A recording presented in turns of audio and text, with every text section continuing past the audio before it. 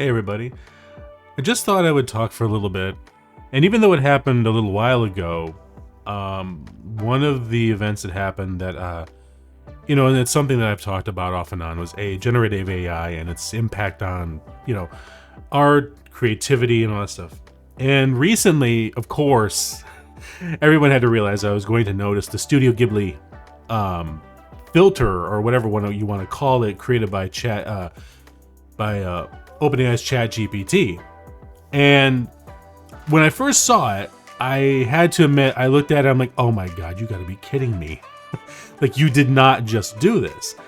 And the other thing too was that I was only dimly aware of Hayao Miyazaki-sama's viewpoints on it. I only knew a little bit. I did not realize how eloquently he had spoken regarding artificial intelligence, generative AI creating things in art. And obviously there's several videos that have made the rounds. One, which was really one big long day, I guess, that he was sitting in front of these programmers demonstrating what they were doing with computers and AI. And the first video, or first part of the day, was them showing a 3D character, a figure, an enemy dragging itself along the ground. And they were talking about how this could be used for horror, and that it was, creepy looking, scary. And they were showing this off to Miyazaki-sama. And well, when he saw this, this is what he said. でこれは早く移動するっていうのを学習させたやつなんですね。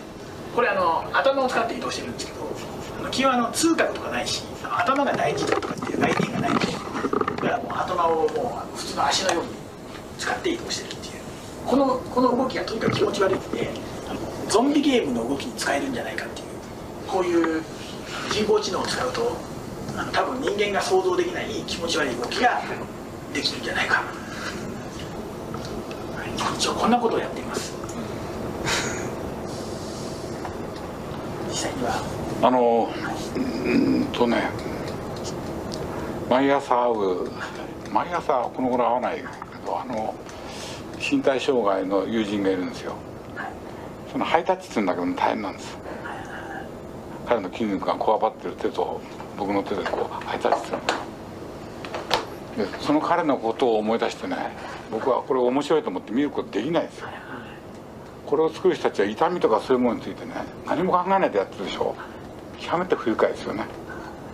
そんなに気持ち悪いものをやりたいなら勝手にやってればいいだけで、僕はこれを自分たちの仕事をつなげたいとは全然思いません。極めて何か生命に対する侮辱を感じます。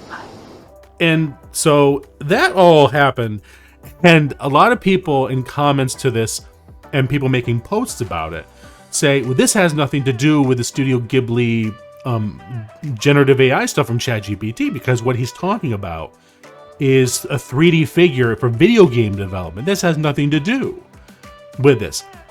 However, there is a part to that whole interview that he did. I shouldn't say interview, but that time when he met with all those programmers, and after he said, I am utterly disgusted by this, he had one other thing to say, because he outright just looked at the programmers and asked them, what is your purpose in this? And, well, this is actually what they said. これでもほとんど実験なので、それは分かってます。その世の中に見せてどうこうってそういうものじゃないんです。それは本当によく分かってるつもりですけど、どこへたどり着きたいですか。まあ人間が描くのと同じように絵を描く機械を作りたいんだ。はい。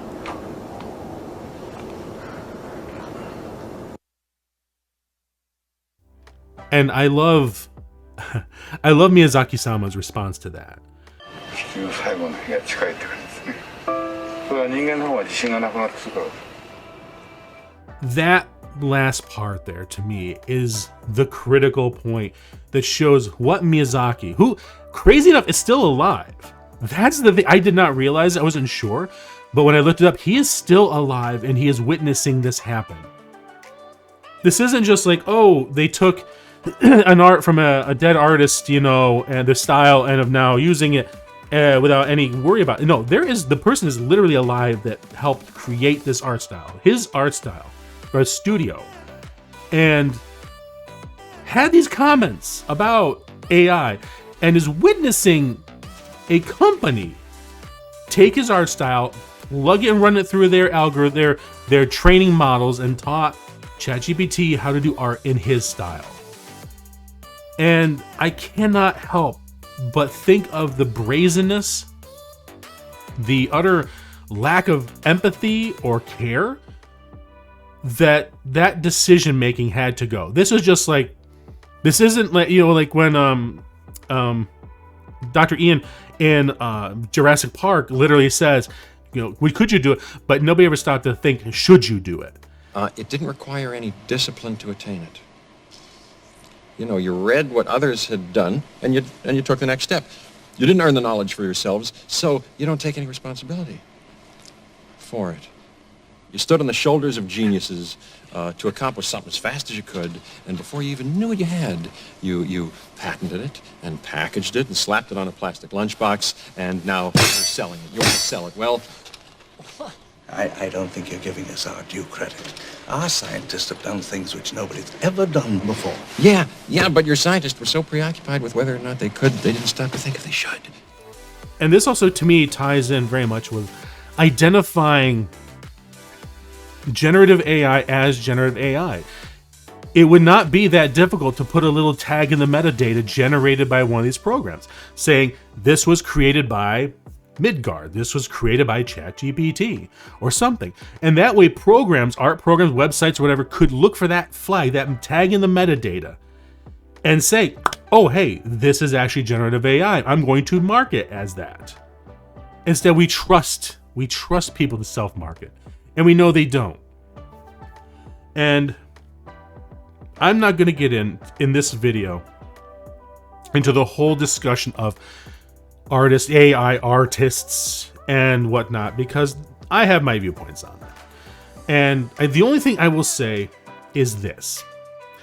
If you are using Midgard or ChatGPT, that's your choice. I'm not going to sit there and tell you can't. The software is out there. When you're typing in, typing in your keyword, you are not the one creating the art. The application is creating the art. If I open up Photoshop or Pixelmator and I create a thing to create some generative AI in the art, then I'm still going to incorporate that as part of a bigger piece. But even then, I would question it because there are plenty of stock photography sites. There's plenty of photographers. I can grab my camera and go out and get the photo I need. And I have full control then. Whereas with generative AI, you don't. You have to rely on typing the correct prompts in and experimenting with the prompts to get the exact result you want, because it's all statistics. And there's no guarantee what you're going to get. You are never going to get the same thing out, regardless of whether you use the same prompts. At best, and I'm saying this as somebody who has spent 20 years as a graphic designer, as an independent contractor, as a graphic designer, if you use one of these programs, you are not the artist. The program is quote unquote the artist. You are either at worst a client telling the quote unquote artist what you want and letting it give it back to you, or like I've seen some people try to justify, they take the image, they make some changes, they highlight spots, circle, and then give it back to the AI and say, make these changes. You're an art director. That's what you are. You're either a client or you're an art director. You are not the artist. I'm sorry, but you are not. You are typing in prompts, which is just filling out a request for art to the artist, and you are expecting to get something back. And if you don't, you have changes you want to make, you're still either a client, or if you actually make the changes onto the dummy piece of art, onto a spec art, and make comments and give it back, you're an art director, but you are not an artist. No art director would ever say they were the artist that created the piece that somebody is pointing to in a marketing campaign. No marketing director, no art director that worth their salt would ever take the claim for the work of the artist that works for them. So that's my 2 cents as far as generative AI and whether you're an artist or not. You are not. I am sorry. I will not budge on this viewpoint. And to say and argue that ChatGPT being programmed to replicate replicate the artwork created, the art style created by Hayao Miyazaki-sama and all the great artists at Studio Ghibli, it is a slap in the face to that studio.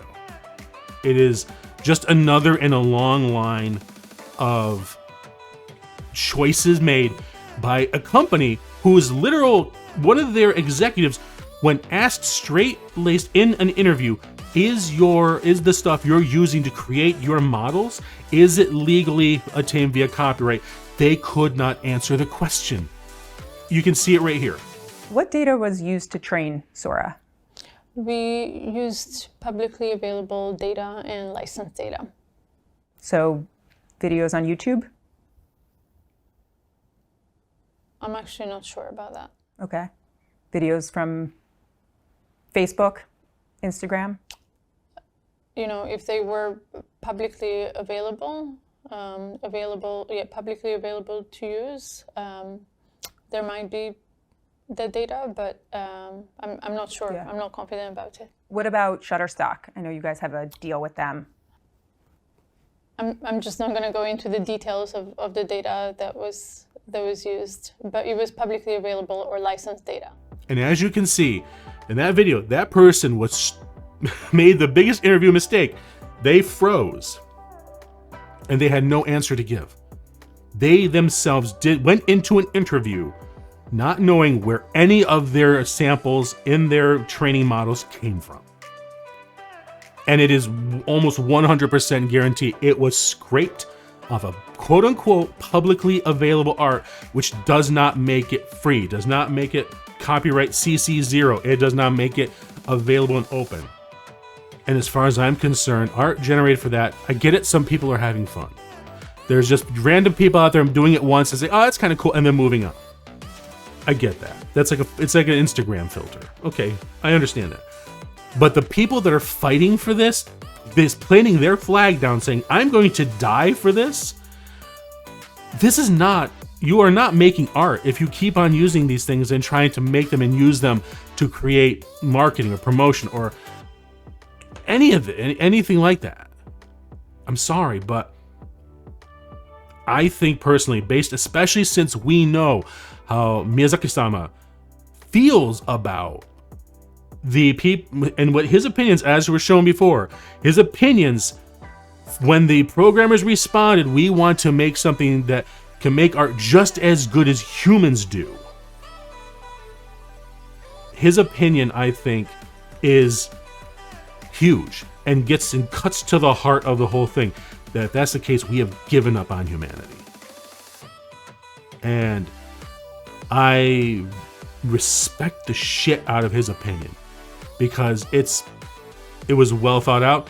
He was eloquent. He gave the programmers the chance to explain, and taking what they said, he paused and thought about it and gave what I think is probably one of the most eloquent answers to the thought, why are you doing this?